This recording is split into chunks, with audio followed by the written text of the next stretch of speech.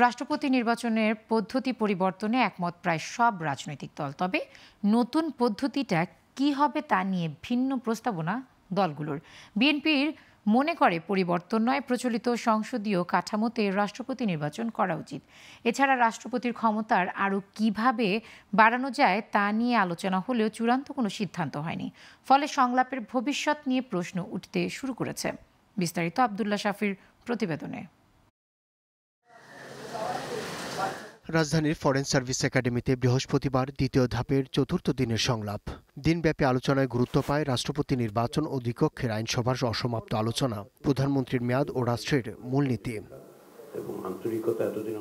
জাতীয় ঐকমত্য কমিশন প্রস্তাব করেছিল ইলেকটোরাল কলেজ পদ্ধতিতে হবে রাষ্ট্রপতি নির্বাচন।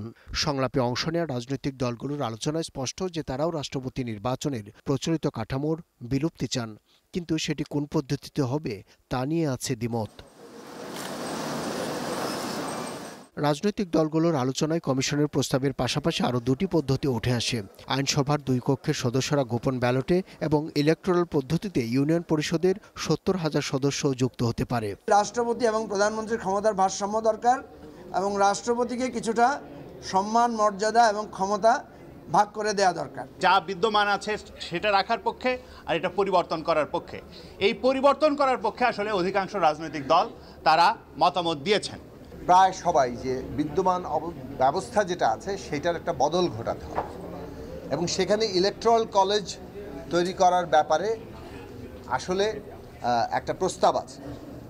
এখন এই ইলেকট্রাল কলেজের বিষয়েও ঐকমত্য একভাবে আছে, কিন্তু ইলেকট্রাল কলেজ কি আকারে হবে সে বিষয়ে কোনো ঐকমত্য তৈরি হয়নি। তবে জামায়াত মনে করে ইউনিয়ন পরিষদ ইলেকটোরাল কলেজে রাখতে হলে স্থানীয় সরকার নির্বাচন ও অরাজনৈতিক সরকারের অধীনে হতে হবে। যদিও এসব প্রস্তাবের কোনোটিতেই সায় নেই বিএনপি সহ সমমনা কয়েকটি দলের। আমরা নীতিগতভাবে এক্সটেন্ডেড ইলেকট্রাল কলেজের পক্ষে প্রেসিডেন্টের নির্বাচনের জন্য, কিন্তু আমরা একটা কথা বলেছি যে লোকাল গভর্নমেন্ট নির্বাচনটিও কেয়ারটেকার সরকারের অধীনে হইতে হবে। দু একটি দলের আলোচনা কিংবা প্রস্তাবকে অনেক ক্ষেত্রে প্রাধান্য দেওয়া হচ্ছে।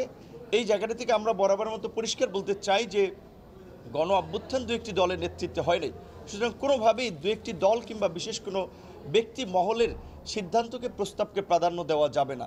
কমিশন সহ সভাপতি আশা করছেন অমীমাংসিত বিষয়গুলোতে একমত হতে দলগুলো তাদের সিদ্ধান্তের ব্যাপারে নমনীয় থাকবে।